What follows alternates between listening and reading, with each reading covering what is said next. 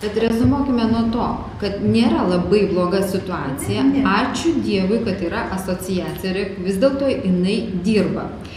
Kitas dalykas, aišku, kaip pasiseka organizuoti, tarkim, tokio pobūdžio renginius, ar ne? Vis dėlto tam reikia energijos, lėšų, suinteresuotumo galų gale. Be abejo, mintis būtų tokia, kad reikia kažkokios vienos krypties, maždaug vienos krypties, vieno kažkokio tai bendro susitarimo dėl kosmetologų paruošimo įteisinimo, vadinkim taip, kad kažkaip tai be abejo, aš kaip sakiau, neįmanoma kiekvieno žmogaus užmauti ant vieno kurpalio. Visi žmonės yra labai skirtingi. Kosmetologo specialybė, kaip ir plastikos chirurgo specialybė, yra labai subtili ir labai daug lemia bendravimo su žmogum. Yra, sakysim, žmonių, kurie sunkiai bendrauja su kitais žmonėmis, o aš įsivaizduoju kosmetologijoje, kaip ir mano specialybė, tas yra labai svarbu. Tai vat viena tokia mintis būtų.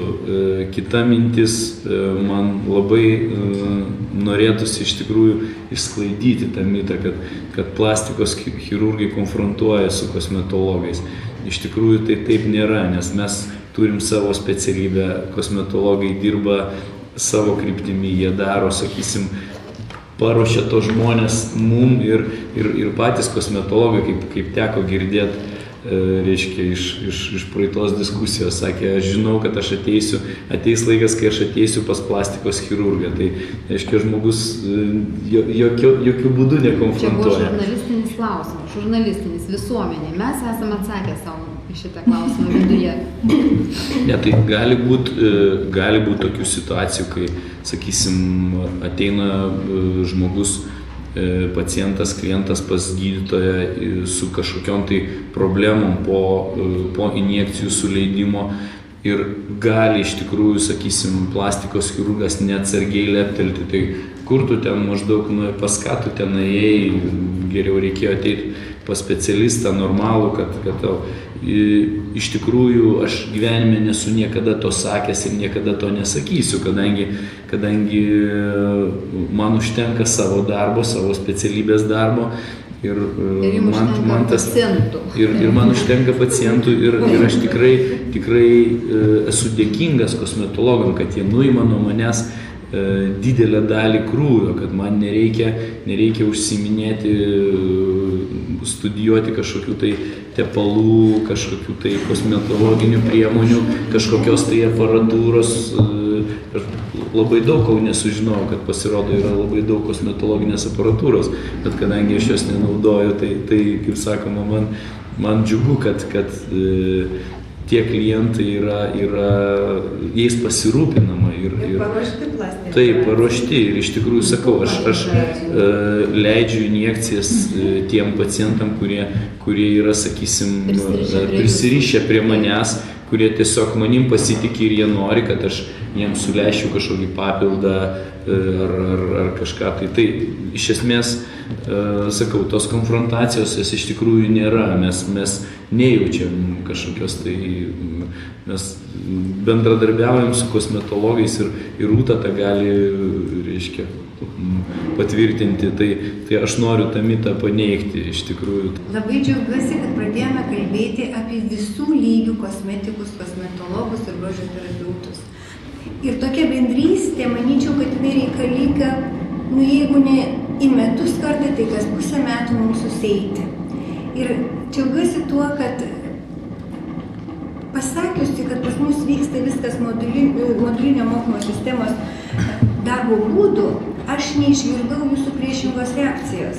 Iš tikrųjų, ta specializacija, jinai vyksta. Jinai iš tikrųjų realiai vyksta. Tik tai mes negalėjom ir turbūt neturėjome galimybės taip ištarti tą žodį viešai. Ir ačiū klubui, kad apie tai mes pradėjom kalbėti.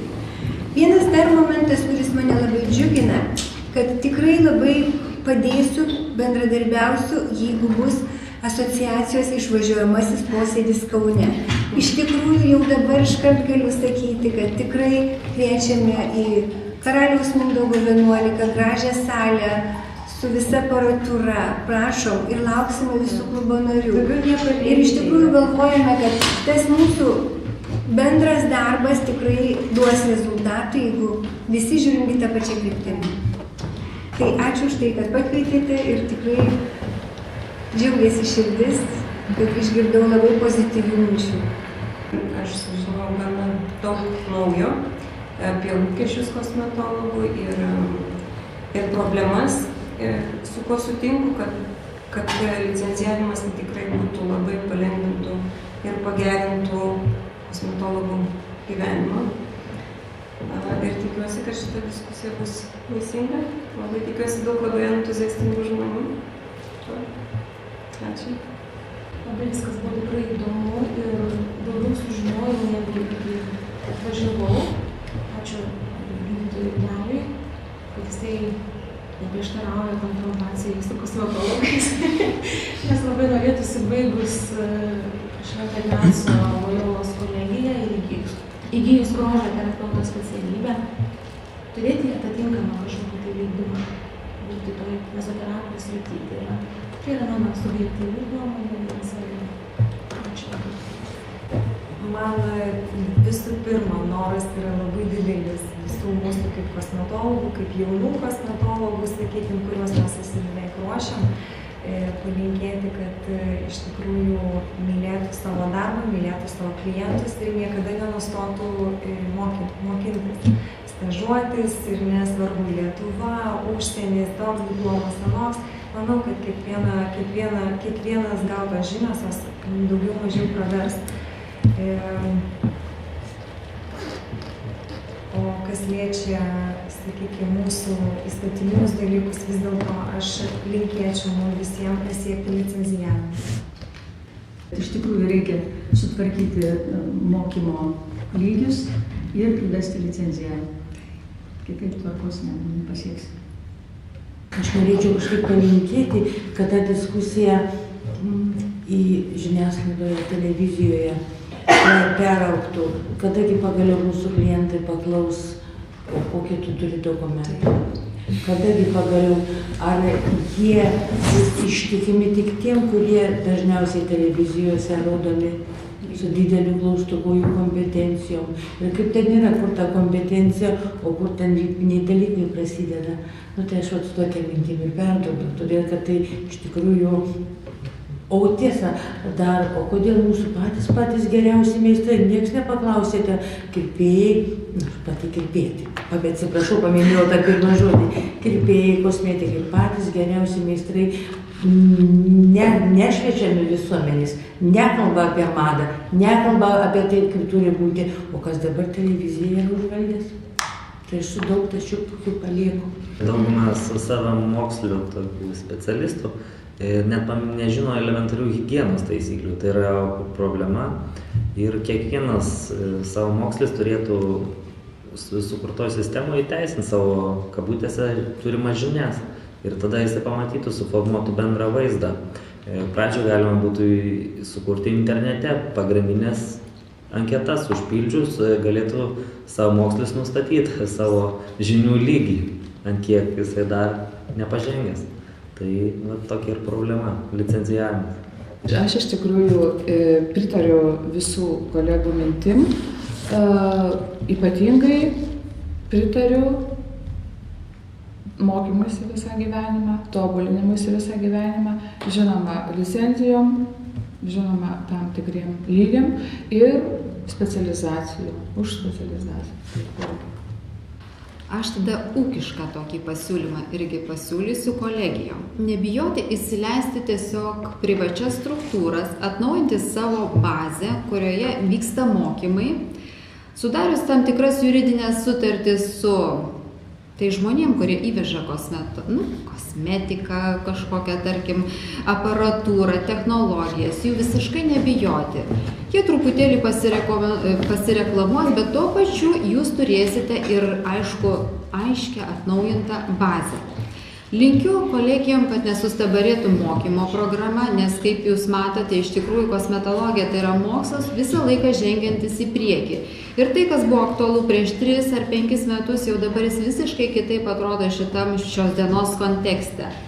Todėl linkiu lankytis susirinkimuose ir visą laiką kolegijos atstovai ir kitų mokymo įstaigų atstovai turėtų dalyvauti po 1, po 2 žmonės.